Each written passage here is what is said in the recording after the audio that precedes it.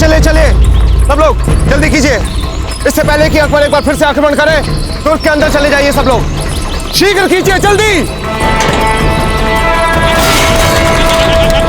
अम्मा, अम्मा, हम आपका सामान उठा देते हैं, आप शीघ्र कीजिए। जल्दी दुर्ग की तरफ निकलिए आप, जल्दी। और शीघ्र दुर्ग में जाइए। आप सब लोग भी जितना जल्दी हो सके निकलिए यहाँ से। जी, आसपास के गांव से मिलाकर लगभग 30,000 लोग होंगे। जल्दी कीजिए। भला इतने सारे लोगों को अपने दुर्ग में कैसे स्थान दे पाएंगे? रावत जी, ये हमारी प्रजा है।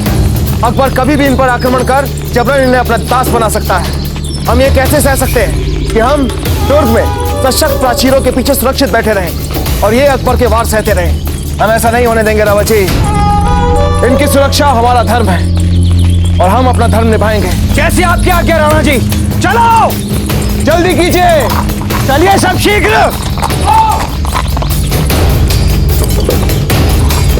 आओ जल्दी जल्दी, शीघ्र करो, जल्दी आओ। चलो। सामान की चिंता बिल्कुल मत करना। अगर जीवित रहे तो सामान फिर बन जाएगा। शीघ्र करो, दुर्ग के अंदर आओ। जल्द से जल्द सूचना पहुंचाइए कि चित्तौड़ के दूसरी दिशाओं के प्रवेश द्वार खोल दिए जाएं। जिस किसी को भी हमारी पनाह चाहिए उसे दुर्ग के अंदर आने दिया जाए। जी हुकुम।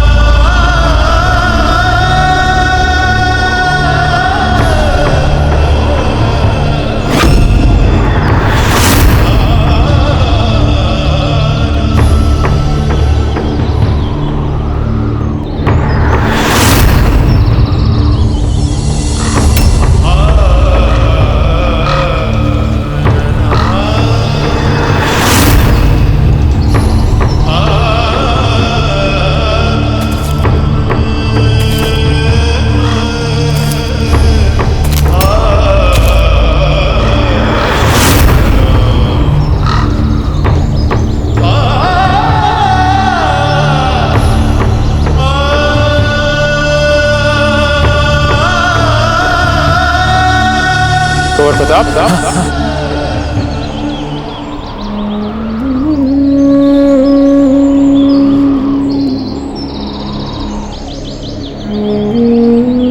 आचार्य, हमें अभी चित्तौड़ को लेकर बहुत बुरा पूर्वाभास हुआ है।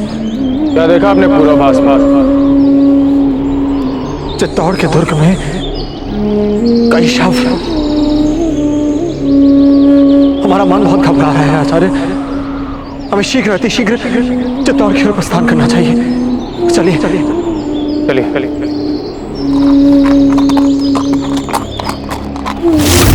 आज तुम चाहो तो अपने आप की बहुत मदद कर सकते हो। तुम जैसा चाहोगे वैसा ही होगा। अब भी वक्त है, बता दो किसके लिए लेकर जा रहे थे वो पैगाम? प्रताप के लिए लेकर जा रहे थे वो पैगाम? हमारे यहाँ लोग कहते हैं मुगलों की बुद्धि उनके सिर में नहीं घुटनों में होती है। और आज तुमने ये बात सच साबित कर ही दी। अरे मैं कितनी बार कह चुका हूँ कि तुम मुगल चाहे कुछ भी कर लो, मेरे प्राण ही ले लो, किंतु मेरा मुंह कभी नहीं खुलेगा, कभी नहीं। मेरी अकल कहाँ है इससे कोई फर्क नहीं पड़ने वाला। असल बात तो ये है कि जब हम अपनी पे आते हैं तो बड़े बड़े थर्राने लगते हैं हमारे सामने। तेरी औकात ही क्या है? अपने मकसद को हासिल करने के लिए कोई भी जुल्म कर सकते हैं हम। तुम में से ही एक था ना वो पृथ्वीराज चौहान। कहते हैं कि उसने मोहम्मद गौरी को 16 बार हराया था और उसके बाद उसे माफ कर दिया था। फिर उसके बाद क्या हुआ जानते हो ना? मारा गया मोहम्मद गौरी के ही हाथों। क्या करे, दुश्मन के साथ रहम करना हमको आता ही नहीं है। और अब तुम भी देखोगे।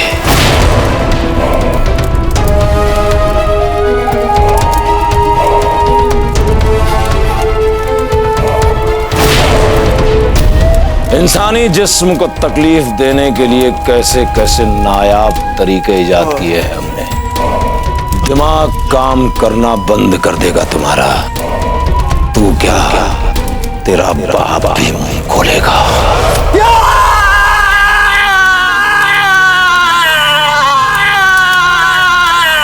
रुक जाओ।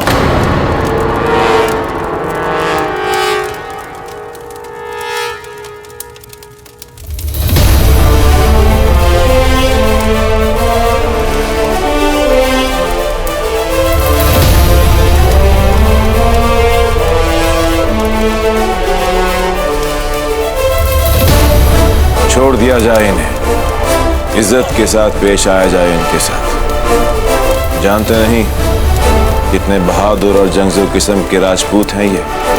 बड़े ही वफादार सिपाही हैं ये। अपने मालिक के प्रति वफादार होना काबिले तारीफ और काबिले एहतराम होता है।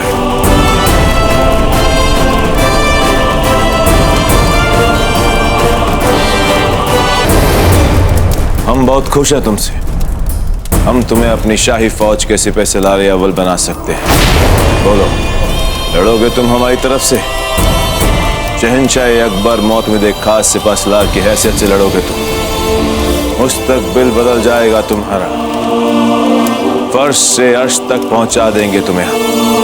तो बोलो, लड़ोगे तुम हमारी तरफ से? आप मुझे अपना सैनिक बनाना चाहते हैं, मतलब अपना नौकर। कुंवर प्रताप हमारे साथ ऐसा व्यवहार करते हैं मानो हम उनके परिवार के सदस्य हैं। और मैं अपने परिवार के साथ कभी गद्दारी नहीं करूंगा। चाहे आप जितनी ऊंची बोली लगा लीजिए, मैं कभी नहीं बिकूंगा। मेरी ये रस्सी खोल के तो देखो, फिर देखो मैं तुम लोगों के साथ क्या करता हूँ।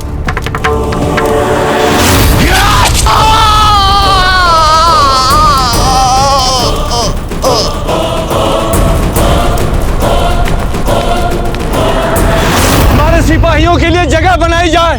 हमारा बहुत नुकसान हुआ है। घायल सिपाहियों के लिए दवाई का इंतजाम किया जाए। हुसैन अली के लिए पानी लाया जाए।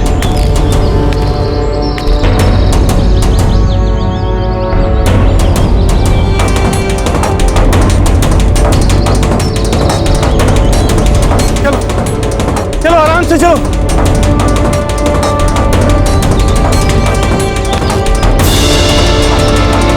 कैसे हुआ ये?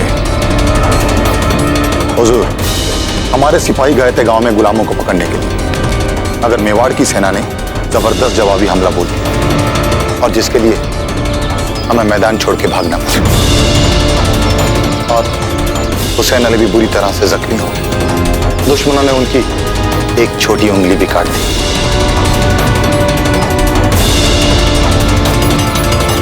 यहाँ बना, अब हम यूं खामोश नहीं बैठे रह सकते।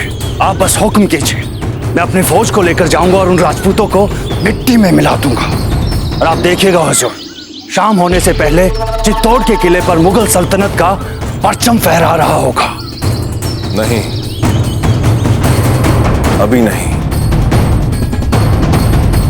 अभी हम इंतजार करेंगे और थोड़ा इंतजार करेंगे।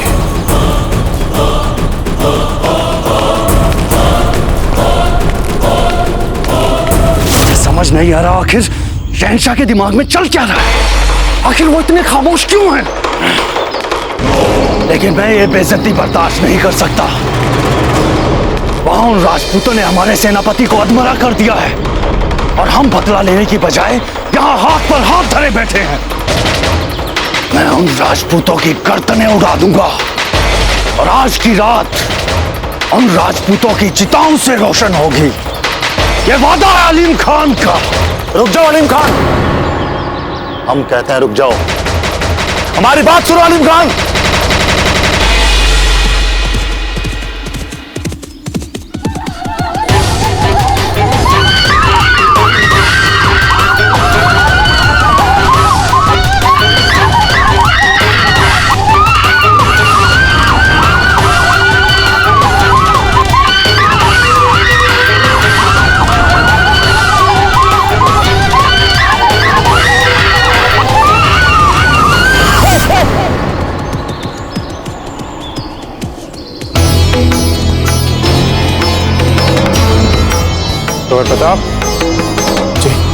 मीर मोहम्मद की बातों को सुनकर इतना विचलित मत होइए। एक लिंग जी सब ठीक कर देंगे। आचार्य, हमारे मन का विचलित होना या ना होना हमारे वश में नहीं है, पर हमें ऐसा प्रतीत हो रहा है कि चित्तौड़ भारी संकट में।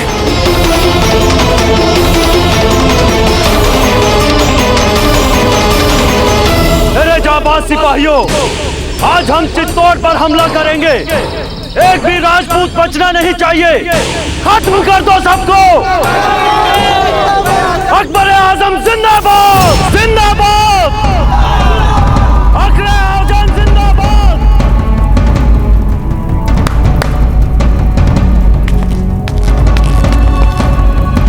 जाओ जाकर पता लगाओ कि बाहर आवाज कैसी है।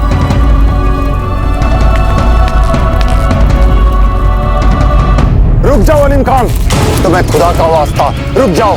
नहीं, तुम्हारा दिमाग खराब हो गया अलीम खान। इतनी सी बात तुम्हारे समझ में क्यों नहीं आती? शहंशाह के खिलाफ हुक्मबुदली करना जंग में सबसे बड़ा गुनाह है। जब जहां पर ने एक बार बोल दिया कि इंतजार करो तो इंतजार करो। नहीं होता मुझसे अब इंतजार। रही बात शहंशाह की, जब मैं चित्तौड़ फतेह कर लूंगा तो शहंशाह को भी मुझ पर गर्व होगा। चलो सिपाहियों, आज हमें चित्तौड़ को फतेह करना है। आज रात का खाना हम वही खाएंगे। रुक जाओ अलीम खान, मैं तुम्हें ऐसा हरगिज नहीं करने दूंगा। नहीं यार बेक, आज दुनिया की कोई ताकत मुझे नहीं रोक सकती। क्या कर रहे हो? अलीम खान रुक जाओ।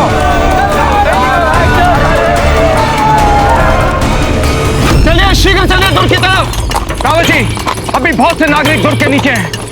हमें कुछ और सैनिक भेजने पड़ेंगे वहां पर। जी राणा जी। सिपाहियों, कुछ अन्य सैनिकों को लेकर शीघ्र जाओ।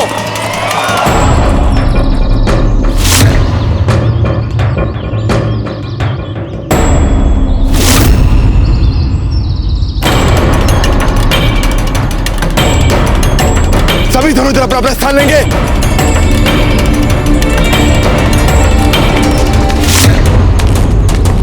शहंशाह का इकबाल बुलंद हो।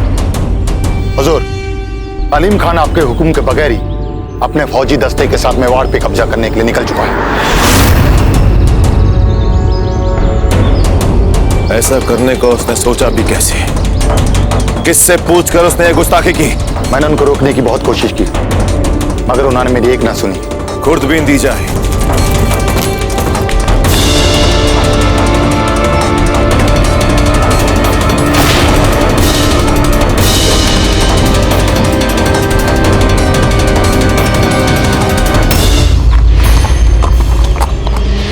सरदार जी, आप यहाँ क्या कर रहे हैं? हुक्म, लगता अकबर ने अपनी सेना को हम पर आक्रमण करने का आदेश दे दिया है। ये आप क्या कह रहे हैं सरदार जी? सहस्त्रों की संख्या में नागरिक दुर्ग के बाहर हैं। यदि इस समय आक्रमण हुआ तो हमारी प्रजा दोनों सेनाओं के बीच फंस जाएगी। सब लोग मारे जाएंगे। सुनिए आप सब लोग, सब कुछ छोड़ छाड़ के दुर्ग की तरफ चलिए। मुगल सेना आ रही है। सरदार जी, आप दुर्ग में जाइए और सभी धनुर्धरों से कहिए कि वो अपने कमान तैयार रखें। चलिए शीघ्र। बहुत वक्त बर्बाद कर चुके हैं हम। आज का दिन राजपूतों के लिए आखिरी होना चाहिए। आगे बढ़ो। रावत जी, ध्यान दीजिएगा कहीं भगदड़ न मच जाए। जी राणा जी, आप लोग शीघ्र कीजिए, किंतु विशेष ध्यान रहे किसी को भी चोट न पहुंचने पाए। और महिलाओं और बच्चों का विशेष रूप से ध्यान रखिए। पहले महिलाओं और बच्चों को अंदर जाने दें। शीघ्र चलिए।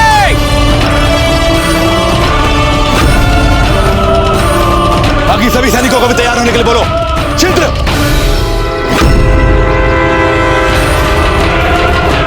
राणा जी, इन विकट परिस्थितियों में हम आपके प्राणों को संकट में नहीं डाल सकते। आप दुर्ग के भीतर जाइए शीघ्र। ये आप क्या कह रहे हैं रावत जी? ये लोग, हुक्म, आप दुर्ग के अंदर जाइए। मैं और रावत जी इन्हें देखते हैं। राणा जी, संकट की ऐसी परिस्थितियों में ये हमारी विनती नहीं, आदेश है आपके सेनापति का। शीघ्र दुर्ग के भीतर जाइए राणा जी। ठीक है रावत जी, आप यहाँ भीड़ को संभालिए। हम अंदर सैनिकों के पास जाते हैं। मुगल सेना हमारी ओर तीव्रता से बढ़ रही है। आप सभी अपने अपने तीर को कमानों पर चला के हमारे आदेश की प्रतीक्षा करें।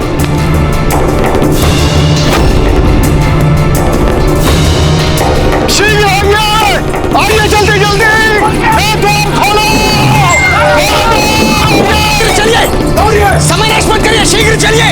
बिल्कुल वेस्ट मत कीजिए, चलिए जल्दी। समय नहीं है हमारे पास, शीघ्र चलिए।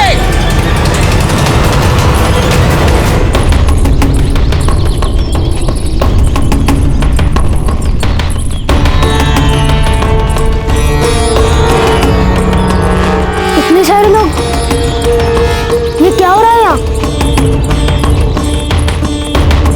चांद, छोटी माँ कहाँ पर है? रानी माँ पूजा घर में है। आज अब दे, इतने सारे लोग दुर्ग में शरण लेने आए हैं। हमें इनके खाने और रहने की व्यवस्था करनी होगी। हाँ छोटी माँ, ये कार्य सरल नहीं होगा, क्योंकि पता नहीं कितने समय तक चलेगा ये घेरा। ये लो, यार हमें अपना निश्चित नहीं लग रहा है। और इतने सारे लोग आ गए।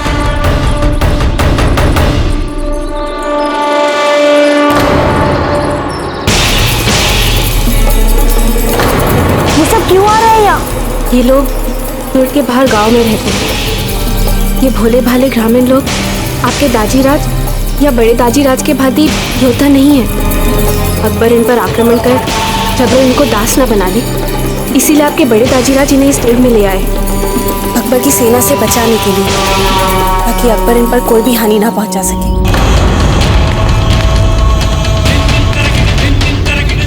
हमारे वीर सिपाहियों, जैसा कि आप जानते हैं कि शत्रु हमारे दुर्ग की ओर बढ़ रहा है। जब तक हमारी शिराओं में रक्त की एक भी बूंद बाकी है, हम अपने इस दुर्ग पर अपने शत्रुओं का अधिकार नहीं होने देंगे। जय एकलिंग जी! हम भी उन मुगलों से लड़ना चाहते हैं। अमर सिंह, मुगलों से हमारी सुरक्षा के लिए गए हैं ना आपके बड़े दाजीराज? तो हम बड़े दाजीराज की सुरक्षा करेंगे, जाने दीजिए हमें। अमर सिंह, आप अपनी भी रक्षा नहीं कर सकते, क्योंकि बहुत छोटे हैं आप। हम उनको सबक सिखाएंगे हमारे इस महल में घुसने के लिए। अमर सिंह, देखिए बाहर बहुत सारे लोग आए हैं शरण के लिए हमारे इस दुर्ग में। उनके रहने की खाने की व्यवस्था करनी चाहिए हमें। आप हमारे साथ यहीं पर रहिए और हमारी सहायता कीजिए, ठीक है? पर हमें उन मुगलों को सबक सिखाने का मौका मिलेगा ना? एकलिंग जी, रक्षा कीजिएगा इन सब।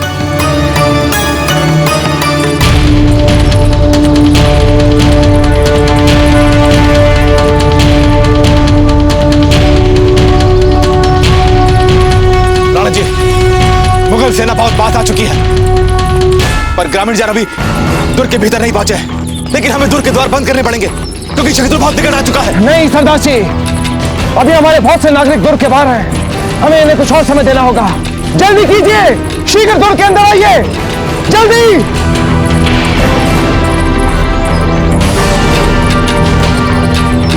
ये अकबर क्यों नहीं दिख रहा? अवश्य ही उसका कोई सेनापति है। जैसे वो पीपल के पेड़ के पास आए, हमें आक्रमण करना ही पड़ेगा। राणा जी, शीघ्र कीजिए आप सब लोग, जल्दी दुर्ग के अंदर आइए। समय नहीं है हमारे पास, शीघ्र चलिए।